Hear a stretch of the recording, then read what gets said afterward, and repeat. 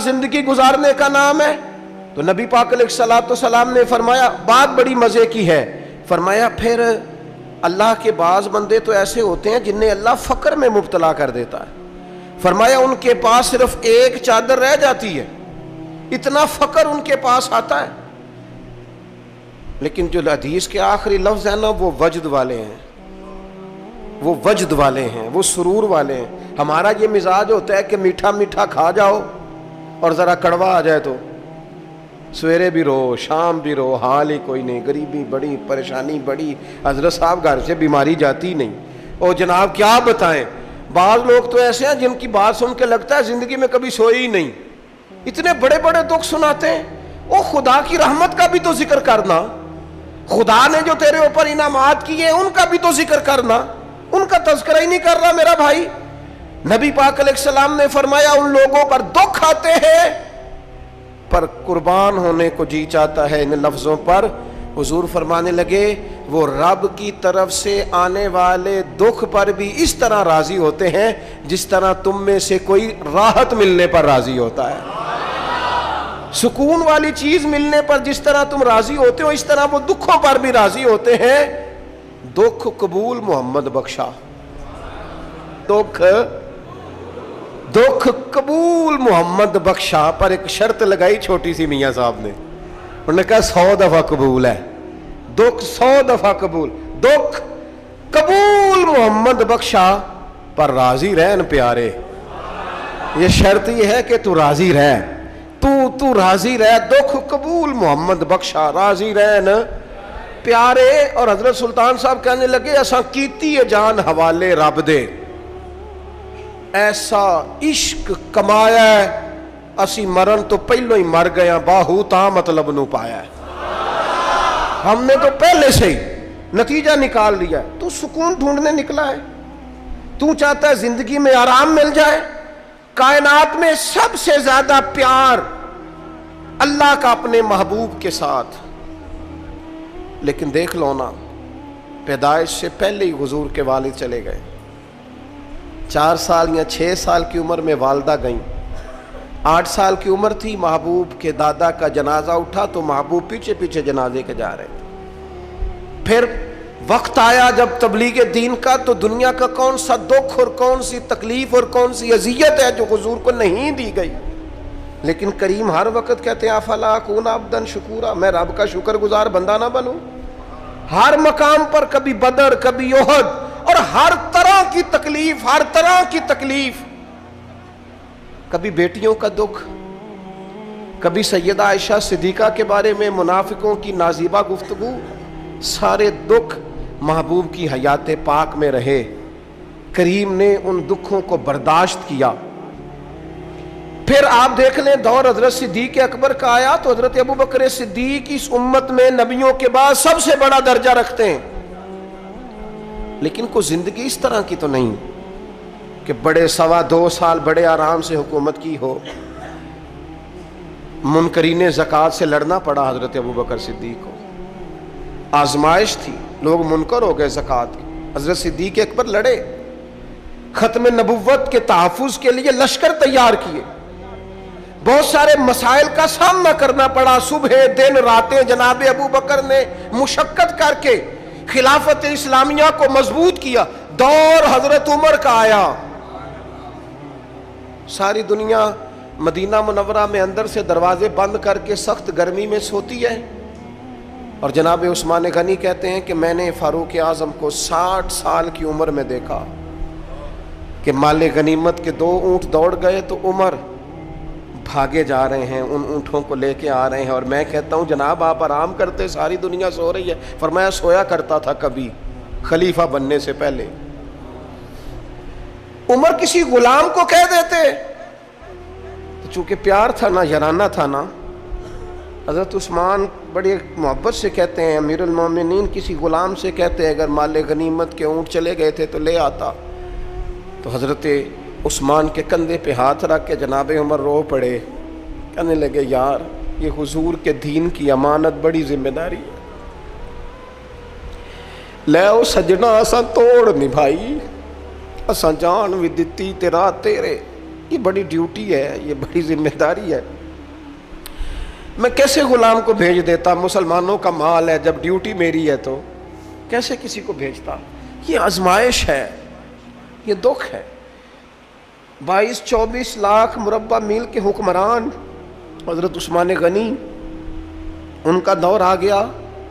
یعنی وہ شخص جس نے چڑھتی جوانی میں بھی نظریں جھکا کے رکھی، اور جس شخص نے اپنا سارا مال دین پر قربان کر دیا، اس کے گھر کا گھیرا تنگ کر لیا گیا. بہت بڑی ذمہ داری حضرت عثمان پر آئی، بڑی. اور جناب عثمان غنی کا حال یہ ہے کہ 40 دن گزر گئے. جس شخص کے اپنے ذاتی مصارف لاکھوں کروڑوں میں لوگوں پر خرچ ہوتے ہیں، 40 دن سے اس نے کھانا نہیں کھایا، اسے ڈھب اور سلیقے سے روٹی پانی نہیں ملا، گھر میں قید ہیں. لوگوں نے کہا عثمان ہمیں اجازت دے دیں ہم لڑیں. کہنے لگے کیسے دے دوں؟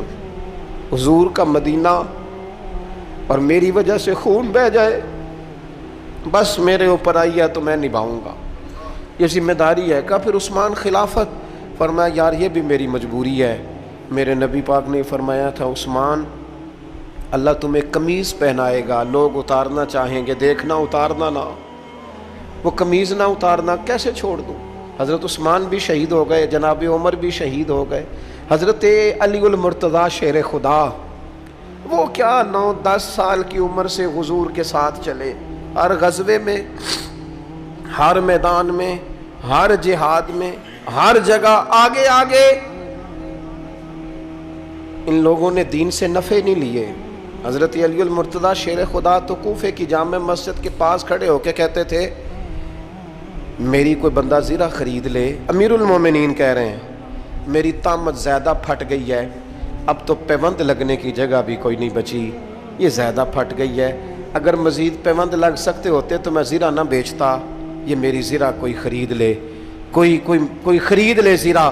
حضرت مولا علی شیر خدا 63 سال کی عمر مبارک، اور جب کوفے میں آپ کو خنجر لگا، زخم لگا، تو لوگ بیٹے کو بلاتے ہیں، آواز دیتے ہیں، لیکن جناب شیر خدا مولا علی مرتضیٰ مشکل کشا حل عطا حضرت علی المرتضیٰ شیر خدا زیر لب ہلکا سا مسکرائے، ادھر دیکھیے گا، اور مسکرا کے پتہ کیا فرمانے لگے؟ کہنے لگے فزت برب الکعبہ، لو بھائی کعبے کے رب کی قسم علی کامیاب ہو گیا ہے، کامیابی مل گئی. آج بات امام حسن کی آئی، امام حسن کو زہر دیا گیا، انتڑیاں نہ کٹ کٹ کے باہر گر رہی.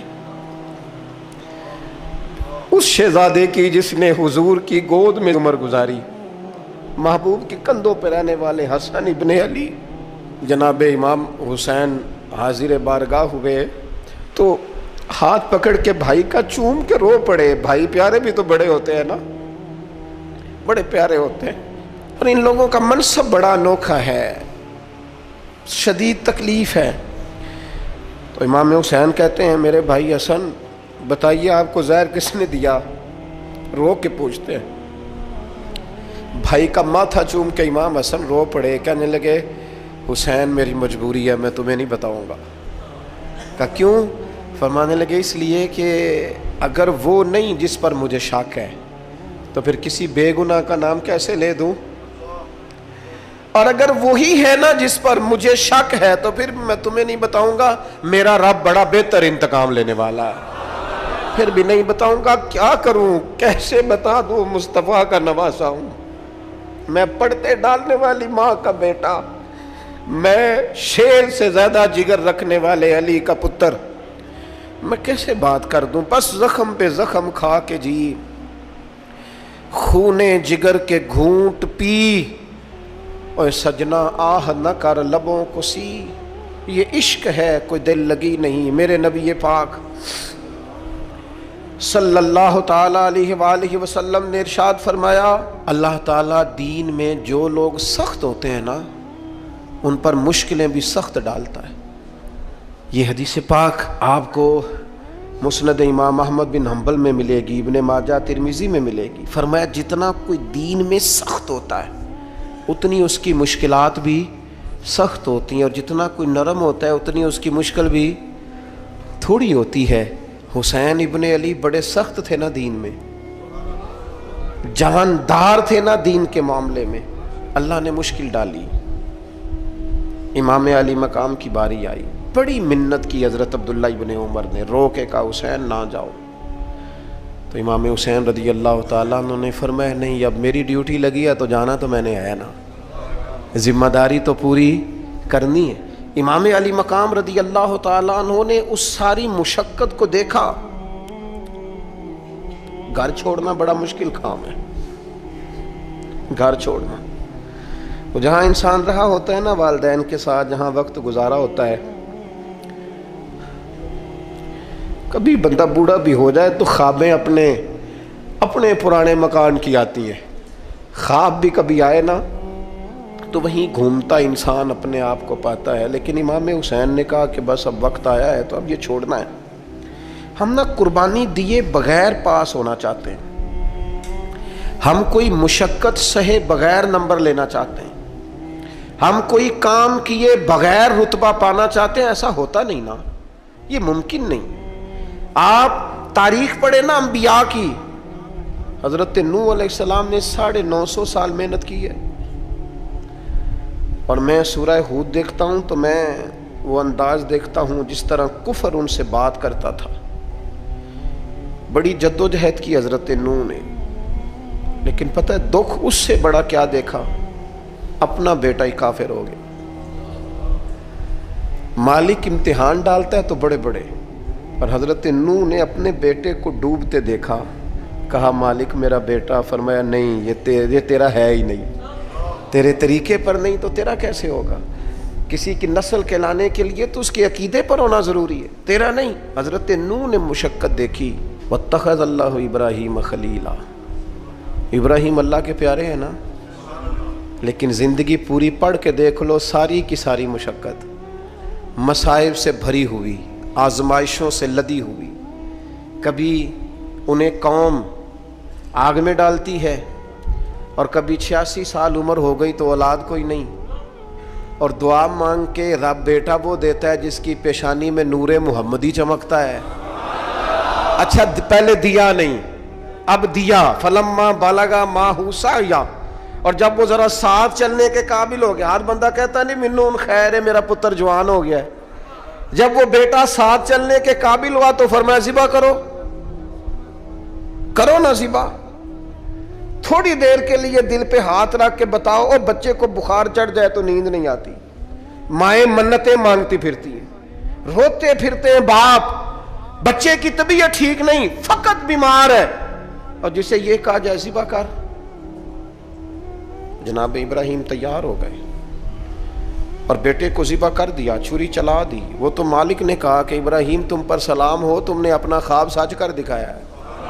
ساری زندگی دیکھیں نا آپ آزمائشوں سے بھری، ادھر آ جائے نا جناب ایوب ہیں، کتنے بیمار ہو گئے، کتنے بیمار ہو گئے، 12 سال گزر گئے طبیعت خراب کو، 8 دن کے بخار میں لوگوں کے شکوے، 12 سال بیت گئے تو قبول محمد بخشا، بس عرض اتنی ہے کہ راضی رہن پیارے۔ آپ دیکھیں نا جناب یعقوب پیارے ہیں نا اللہ کے، لیکن آدھی زندگی روتے گزر گئی بیٹے کی یاد۔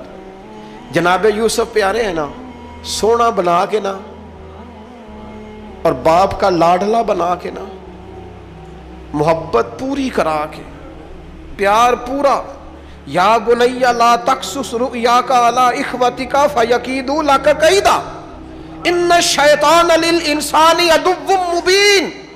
او میرے بیٹے بھائیوں سے بات نہ کرنا ورنہ وہ کچھ چال چلیں گے، شیطان آدمی کا کھلا دشمن ہے۔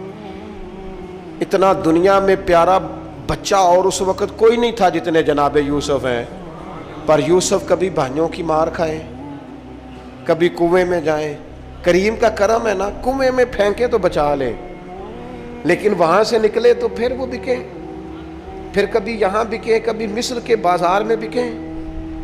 او یار تو غور تو کر، وہی جناب یوسف اللہ کے پیغمبر پھر جیل جائے، ساری تکلیفیں سہ کے فرمایا لو یوسف اب میں تمہیں مصر کا بادشاہ بناتا ہوں۔ آپ جس کی بھی تاریخ ٹٹول کے لائیں گے نا وہ آزمائشوں والی والا نہ بولو وَنَّكُمْ بِشَيْءٍ مِّنَ الْخَوْفِ، ہم ضرور تمہیں آزمائیں گے۔ اللہ تعالیٰ نے نبی پاک صلی اللہ تعالیٰ علیہ وسلم کو بڑے عالی شان، بڑے بلند اور بڑے عظیم اخلاق کے ساتھ دنیا میں مبعوث فرمایا، اور خود نبی کریم صلی اللہ تعالیٰ علیہ وسلم بیان فرماتے ہیں کہ میں دنیا میں اچھے اخلاق کی تکمیل کرنے کے لیے آیا ہوں۔ ہمارے ہاں لوگوں نے اخلاق کا مطلب فقط میٹھا بولنا سمجھ لیا ہے کہ میں میٹھا بولتا ہوں تو میں با اخلاق ہوں۔ تو یاد رکھیے گا کہ میٹھا بولنا بھی اخلاق کا حصہ ہے، لیکن صرف میٹھا بولنا اخلاق نہیں۔ میٹھا تو لوگ اپنے مطلب کے لیے بھی بولتے ہیں، اپنا کام نکلوانے کے لیے بھی میٹھا بولتے ہیں، وقتی اور ضروری معاملات کے لیے بھی میٹھا بولتے ہیں۔ اصل اخلاق تو یہ ہے کہ آپ جب بھی بولیں سچ بولیں، آپ خوشامد سے بچیں، جھوٹ سے بچیں، بددیانتی سے بچیں۔ اکثر میں دوستوں کی خدمت میں ایک بات عرض کیا کرتا ہوں کہ ہمارے ہاں لوگوں نے سمجھ لیا ہے کہ 3 4 5 چیزیں صرف شاید سنت ہیں: میٹھا کھانا، مسواک کرنا، ٹخنوں کو رنگا رکھنا، امامہ باندھنا۔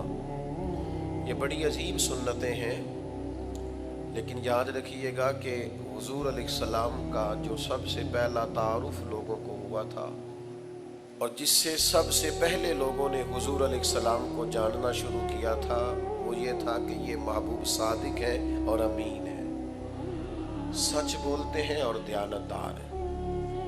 اخلاقی رویوں کا بہت بڑا فقدان ہوتا جا رہا ہے اور قحط پڑتا جا رہا ہے اخلاقیات کا۔ ہماری سوسائٹی آہستہ آہستہ اس طرح کی ہوتی جا رہی ہے کہ لوگوں کو صرف اپنے آپ سے غرض رہ گئی ہے، اپنے مفادات سے مطلب رہ گیا، اور باقی چیزوں سے لوگ آہستہ آہستہ نکلتے جا رہے ہیں۔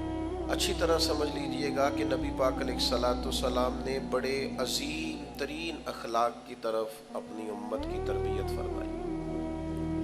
سب سے پہلی بات تو زندگی میں کبھی اپنا وقار نہ خراب ہونے دیں، کبھی جھوٹ نہیں بولیں۔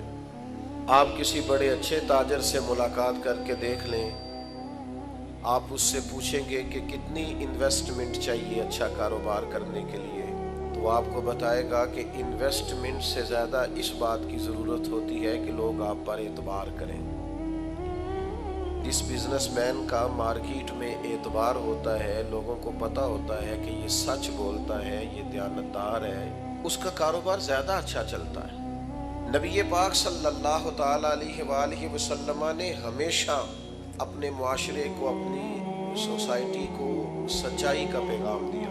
جناب ابو سفیان رضی اللہ تعالیٰ عنہ فرماتے ہیں کہ مجھے جب شاہ روم نے بلایا تھا اور اس نے نبی پاک علیہ السلام کے بارے میں پوچھا تھا، تو اس وقت تک میں کلمہ نہیں پڑھتا تھا، تو میں نے اسی انداز میں وہ ساری گفتگو کی تھی جس انداز میں ہم حضور کے بارے میں کیا کرتے، اور ان سوالات میں ایک سوال اس نے یہ بھی پوچھا، یہ بخاری شریف سے لے کر تمام کتب میں یہ روایت موجود ہے، ایک سوال یہ بھی پوچھا تھا اس نے کہ بتائیے جس محبوب نے دعویٰ نبوت کیا ہے، کیا کبھی انہوں نے جھوٹ بھی بولا ہے؟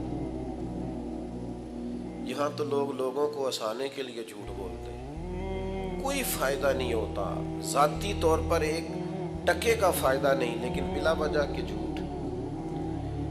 کیا اس محبوب نے کبھی جھوٹ بولا؟ کبھی؟ نوجوانوں سنو، اعتبار جس آدمی کا اٹھ جائے، وہ جتنا مرضی بڑا آدمی بھی ہو، وہ سوسائٹی میں صفر پہ آ جاتا ہے۔ سچ بولو گے تو اعتبار قائم ہوگا، لوگ آپ کی عزت کریں گے، قدر کریں گے، لوگ آپ کو آپ تھوڑی باتیں کریں زندگی میں، لیکن صرف اتنی کریں جتنی باتوں پر پورا اترنا ہے، اس سے زیادہ ایک جملہ بھی نہیں بولیں۔ ابو سفیان فرماتے ہیں کہ مجھ سے کہا بادشاہ نے بتائیے کبھی حضور نے جھوٹ بھی بولا ہے؟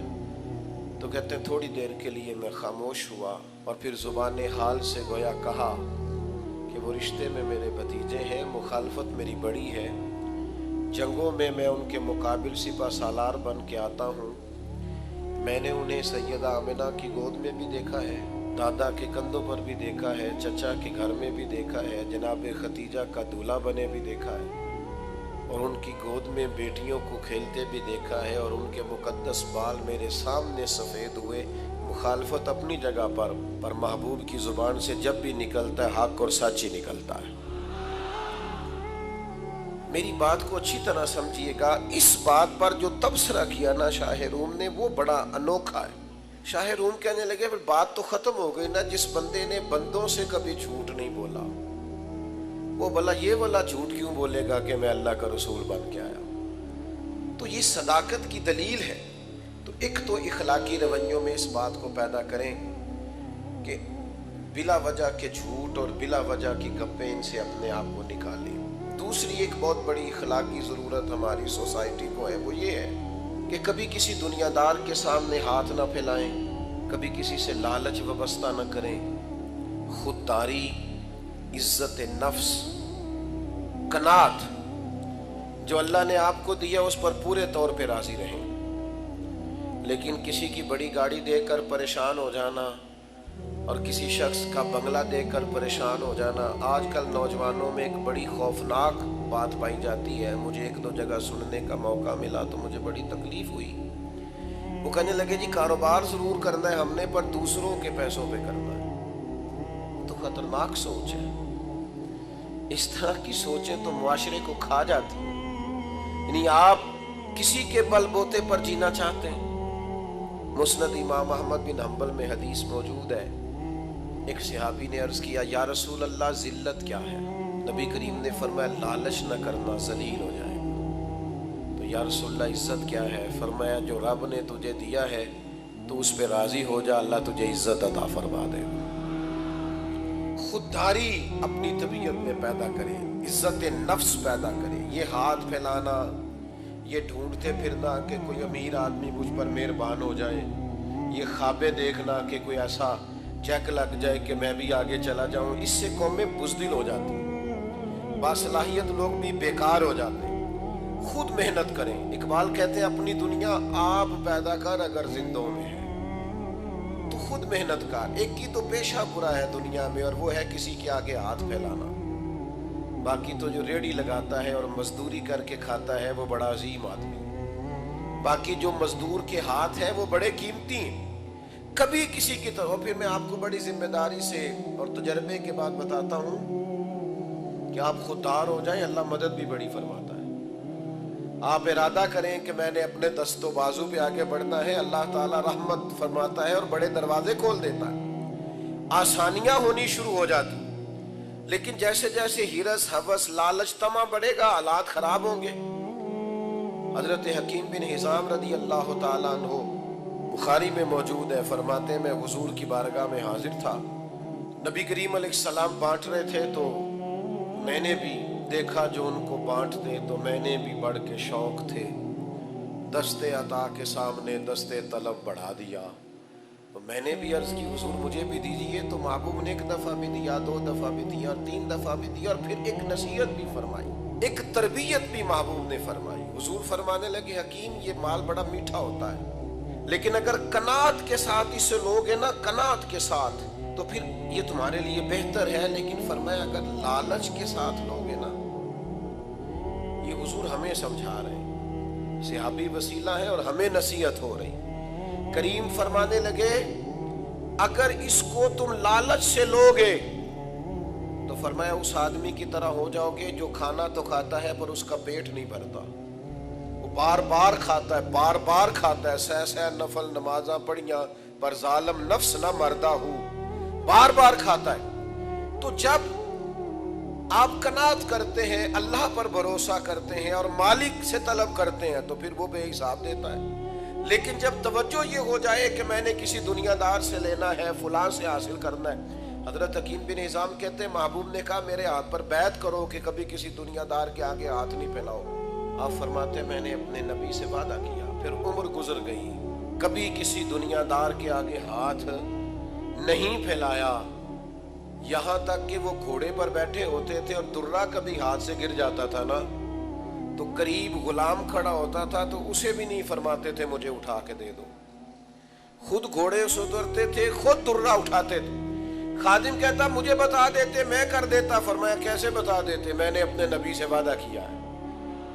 کبھی کسی دنیا دار کے سامنے ہاتھ نہیں پھیلاؤں گا ذات کے لیے۔ حضرت ابو بکر صدیق کے زمانے میں انہیں بلایا گیا اور کہا گیا یہ آپ حصہ لے لیں، تو انہوں نے کہا نا جی، یہ مال غنیمت میں سے بھی میرا حصہ کسی اور کو دے دیں، میں نے حضور سے وعدہ کیا ہے۔ جناب عمر کے زمانے تک ان کا یہی حال رہا، پھر وصال فرمایا۔ تو یاد رکھیے گا، جب تک خودداری نہیں نہ پیدا ہوتی، عزت نفس نہیں پیدا ہوتی، اتنی دیر تک آپ اخلاقی بلندی کو پا نہیں سکتے۔ وہ حاتم طائی سے کسی نے کہا تھا کبھی اپنے سے بڑا سخی بھی دیکھا ہے؟ اس نے کہا دیکھا ہے۔ وہ کیسے؟ کہنے لگے میں نے ایک دن سارے شہر کی دعوت پکائی تھی، تو میں نے کہا دیکھوں ذرا سارے لوگ آ گئے کہ کوئی رہ گیا ہے، تو میں چہرے پہ نقاب ڈال کے گیا تو ایک بوڑھا آدمی جنگل میں لکڑیاں کاٹ رہا تھا۔ تو میں نے اسے کہا بزرگوں آپ کو دعوت نہیں ملی؟ آج حاتم طائی کے ہاں دعوت تھی۔ تو کہنے لگا ملی تھی، تو گئے کیوں نہیں؟ تو حاتم کہتے ہیں وہ مجھے کہنے لگا مجھے نا اپنے ہاتھوں کی کمائی کا چسکا لگ گیا ہے، اور نبی پاک علیہ السلام فرماتے ہیں سب سے بہترین کمائی وہ ہے جو بندہ اپنے دو ہاتھوں سے کر کے کھاتا ہے۔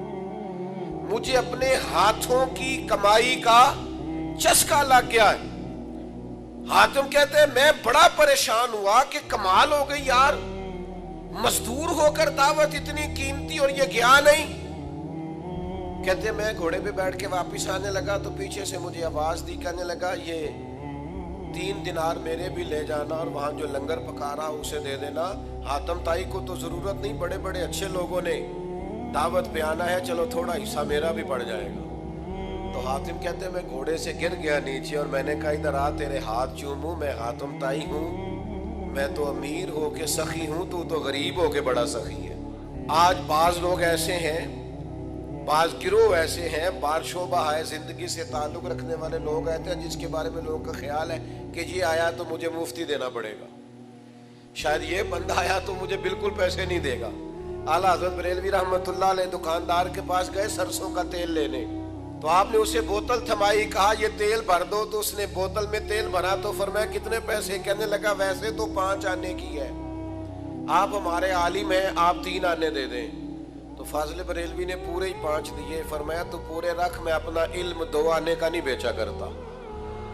کرو مدح اہل دول رضا، پڑے اس بلا میں میری بلا، میں گدا ہوں اپنے کریم کا، میرا دین پارائے نہ نہیں۔ میرے عزیز خودداری، وقار، عزت نفس یہ چھوڑ دیں، ہر وقت اپنے آپ کو مسکین ظاہر کرنا۔ نوجوانوں جینا سیکھو یار، محنت کرنی سیکھو، مشقت کرنا سیکھو۔ میرے نبی پاک علیہ السلام نے اپنی امت کو محنت کا راستہ دکھایا ہے، مشقت کی راہ دکھائی ہے۔ یہ سنو، یہ سیاستہ میں حدیث ہے۔ ایک نوجوان نے آ کے عرض کیا تھا یا رسول اللہ کچھ دیجئے، تو نبی کریم نے فرمایا تیرے پاس کچھ نہیں؟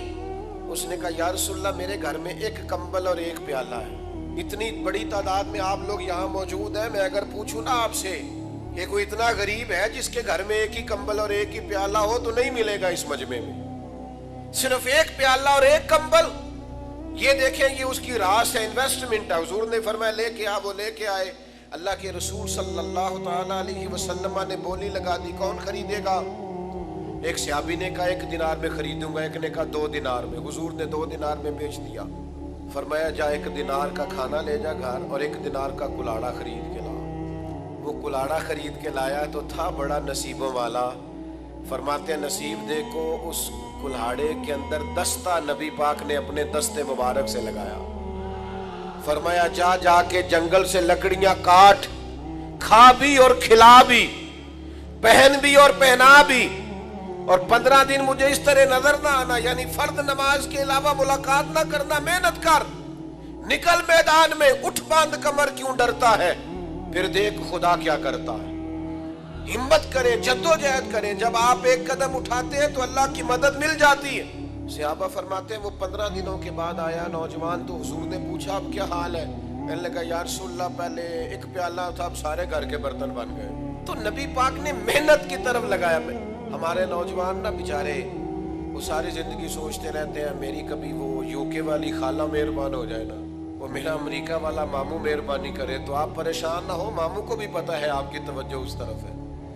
ان سے بھی کوئی ہاتھ ملاتا ہے تو انہیں یوں ہی لگتا ہے کہ شاید اس کو بھی مجھ سے لالچ ہے، اس کو بھی وہ بھی بیچارے الجھے ہوئے، ان چکروں سے باہر کیوں نہ آئے؟ آپ کو پتہ ہے زندگی میں خوش کون ہوتا ہے؟ جو اپنے نصیب سے خوش ہو جاتا ہے، جو خود سے محنت کرتا ہے، جو خود سے جدوجہد کرتا ہے۔ سارے ڈھونڈتے پھرنا، گردن کو جھکا دیتا ہے خیرات کا پتھر، اور جہاں میں مانگنے والوں کے سر کبھی اونچے نہیں ہوتے۔ حضرت حسن بصری رحمۃ اللہ علیہ کے پاس ایک نوجوان آیا، اس نے آ کے کہا حضور آج کے بعد میں نے محنت نہیں کرنی۔ فرمایا کیا ہوا؟ کہنے لگا آج میں نے عجیب نظارہ دیکھا ہے، شیر نے شکار کیا ہے اور ایک بکرا اس نے مارا ہے اور آدھے سے زیادہ خود کھایا ہے اور باقی بچا ہوا لے کے پہاڑ پہ چڑھ گیا۔ وہاں ایک اندھی لومڑی بیٹھی تھی، باقی کا شکار اس نے لومڑی کو کھلایا ہے۔ تو میں سمجھ گیا ہوں جو رب اس اندھی لومڑی کے لیے وہاں بندوبست کرتا ہے نا، بھیجتا ہے، وہ مجھے بھی بھیجے گا، لہذا میں نے کام نہیں کرنا۔ تو خواجہ حسن بصری مسکرائے اور پھر اس بچے پر شفقت کا ہاتھ پھیرا، کہنے لگے پتر کمال ہے نا تیری سوچ۔ فرمایا کمال سوچ ہے نا تیری، تو نے کہانی میں دو کردار دیکھے، ایک لومڑی ایک شیر، تو نے لومڑی بننے کا پروگرام بنایا، شیر بننے کا کیوں نہیں بنایا؟ تو شیر بننا، تو شکار کر، خود بھی کھا اور دوسروں کو بھی کھلا، لیکن یہ کیا ذائقہ ہوا کہ بس وہیں گر جانا ہے، اسی طرف ہی صرف آنا ہے۔ ایک تو سچ بولیں، خوددار بنے، اور تیسرا حضور نے ہمیں جو اخلاق سکھایا ہے نا وہ یہ ہے کہ سوچ چھوٹی نہیں رکھنی، کبھی بھی سوچیں بڑی ہونی چاہیے، دائروں میں بند نہ ہو۔ نبی پاک صلی اللہ تعالی علیہ وسلم مخلوق کے رسول بن کے آئے۔ حضور جب بھی بات کرتے تھے عالمی کرتے تھے، نبی کریم جب بھی سوچیں دیتے تھے قومی اور ملی دیتے تھے۔ ہمارا مسئلہ یہ ہے کہ ہماری سوچیں ذاتی ہیں، قومی نہیں، ملی نہیں، عالمی نہیں۔ یعنی جس بندے نے 6 کروڑ کا گھر بنایا ہے نا، وہ 5 لاکھ روپیہ اپنے دروازے میں گلی میں لگانے کو تیار نہیں ہوتا۔ وہ کہتا ہے جی یہ گھر تو میرا ہے تو گلی سانجھی ہے۔ وہ خدا کے بندے ملی سوچیں پیدا کریں، ملی، قومی۔ بزرگ فرمایا کرتے کہ پڑوسیوں کی آگ کسی وقت اس لیے بھی بجھا دینی چاہیے کہ اگر ان کی نہ بجھائی تو ہمارے گھر بھی آ سکتی۔ آپ دوسروں کا بھلا اس نیت سے کر دیں کہ سوسائٹی میں سکون پیدا ہو، معاشرے میں امن قائم ہوگا۔ ہم کیا کرتے ہیں؟ ہماری سوچیں بڑی ذاتی ہیں اور چھوٹی ہیں۔ جب تک سوچیں بڑی نہیں ہوتی، ملی نہیں ہوتی، قومی نہیں ہوتی۔ حضور جب بھی بات کرتے تھے مضبوط بات کرتے تھے، جب بھی بات کرتے بڑی بات کرتے۔ حضور صحابہ کو جب سوچیں دیتے تو بڑی دیتے، امت کو جب پیغام دیتے تو بڑی دیتے۔ حضور دنیا میں پھیلنے کی بات کرتے۔ نبی پاک صلی اللہ تعالی علیہ وسلم ایک سفر سے واپس آئے تو آثار سفر تھے میرے کریم محبوب کی طبیعت پر۔ سیدہ طیبہ طاہرہ مخدومہ کائنات حضرت سیدہ پاک رضی اللہ تعالیٰ عنہ، حضور جب کہیں جاتے تھے تو سب سے آخر میں سیدہ فاطمہ کے ہاں تشریف لے جاتے، واپس آتے تو سب سے پہلے سیدہ کے ہاں تشریف لے کے آتے۔ تو حضور سب سے پہلے چونکہ ان کے کاشانہ نور میں گئے تو نبی کریم صلی اللہ تعالیٰ علیہ وآلہ وسلم پہنچے تو وہ سفر کے آثار اور بظاہر تھکاوٹ دیکھ کے نا تو حضرت فاطمہ رضی اللہ تعالیٰ عنہ تھوڑی سی پریشان ہوئی اور رونے لگی اور عرض گزار ہوئی، یا رسول اللہ صلی اللہ علیہ وسلم آپ کتنی مشقت اٹھاتے ہیں دین کے لیے، کتنی جد و جہد کرتے ہیں۔ اچھا ہمارے بچے ہمارا کو دکھ بیان کرے نا، ہمارے بچے تو ہم کہتے ہیں پتر تینوں تو ایک گل دا پتہ ہے، میرے کو تے دو وڈیاں وڈیاں داستاناں نے، میں تو بڑا دکھی ہوں۔ ہم کچھ ایسے رویے بناتے ہیں جن سے آنے والی نسل پھر پوری طور پر استفادہ نہیں کر پاتی۔ نبی کریم صلی اللہ تعالی علیہ وسلم کا انداز دیکھیے، جب سیدہ پاک رضی اللہ تعالی عنہ نے عرض کیا نا یا رسول اللہ آپ کتنی مشقت اٹھاتے ہیں، کریم فرمانے لگے فاطمہ آپ کے والد کو اللہ نے بڑے مقاصد کے لیے دنیا میں مبعوث فرمایا، ہم بڑے مقاصد لے کے دنیا میں آئے ہیں، بڑے۔ فرمایا کوئی گھر کچا بچے گا نہ پکا بچے گا، نہ کوئی جھونپڑی بچے گی جہاں اللہ ہمارے دین کے پیغام کو پہنچا نہیں دے گا۔ ہم بڑے مقاصد کے ساتھ دنیا میں آئے اور بڑے کام کر کے جانا ہے۔ حضرت عمر ایک دفعہ حضور کو دیکھ کر کے موٹے بان کی چارپائی پہ آرام فرما ہے اور پشت مبارک پر بان کے نشان ہے تو جناب عمر رو پڑے۔ تو اس وقت بھی حضور نے ایک سوچ دی، فرمایا عمر تو پسند نہیں کرتے کہ کیسر و کسرا دنیا میں تھوڑی آسانی اٹھائیں اور آخرت میں رسوا ہو جائیں، اور ہم دنیا میں تھوڑی مشقت کریں۔ اور آخرت کی ساری عزتیں اللہ ہمیں ہی عطا فرما دے۔ سوچوں کو بڑا کرنا پڑے گا، وسیع کرنا پڑے گا۔ آج کل تو ایسی ہوا چلی ہے کہ ہر شخص سوچتا ہے تمام شہر جلے بس ایک میرا گھر نہ جلے۔ یہ سوچ ٹھیک نہیں ہے۔ آپ ملی اور قومی سوچیں پیدا کریں۔ ایک بہت بڑا اخلاق یہ ہے ہمارا کہ تھوڑا سا نا دوسروں کے بارے میں بھی سوچنا شروع کریں۔ وہ وجود کسی کام کا نہیں ہوتا جو نفع بخش نہ ہو، وہ علم کسی کام کا نہیں ہوتا جو نفع بخش نہ ہو۔ جب تک آپ دوسروں کا فائدہ نہیں سوچتے، یعنی حضور علیہ السلام کے جملوں کا حسن دیکھیے، فرمایا میرا مومن ہی وہ ہے جو اپنے لیے پسند کرے وہی اپنے بھائی کے لیے بھی پسند کرے۔ آپ کی سوچوں میں آپ اس حدیث پر عمل کریں، پورے ملک میں کبھی کوئی ملاوٹ نہیں کرے گا، کبھی کوئی دھوکہ نہیں دے گا، کبھی کوئی فراڈ نہیں کرے گا۔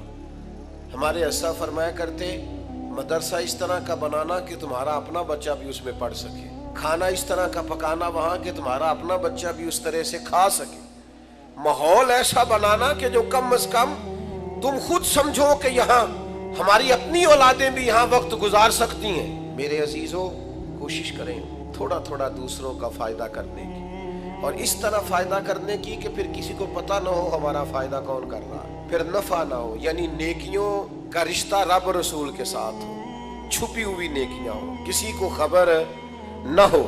جب آپ اس طرح سے نیکی کا مزاج اور رواج پیدا کریں گے تو آپ محسوس کریں گے کہ برکت ہونے لگی ہے۔ 4 باتیں آپ کی خدمت میں عرض کی ہیں۔ جھوٹ اپنی زندگی سے مکمل نکال دیں، اور آج سے کوشش کریں، یہ نکل جاتا ہے۔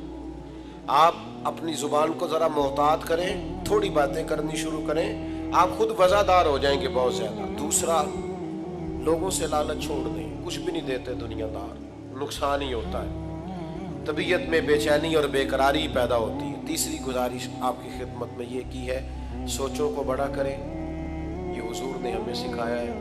وسیع الظرف بنیں، دل کو کشادہ کریں۔ سلطان صاحب کہتے ہیں دل دریا سمندروں ڈونگے، کون دلاں دیاں جانے، اور ایک جگہ یوں بھی کہتے ہیں کہ 14 طبق کی دلے دے اندر اسی تمبو وانگو تانے۔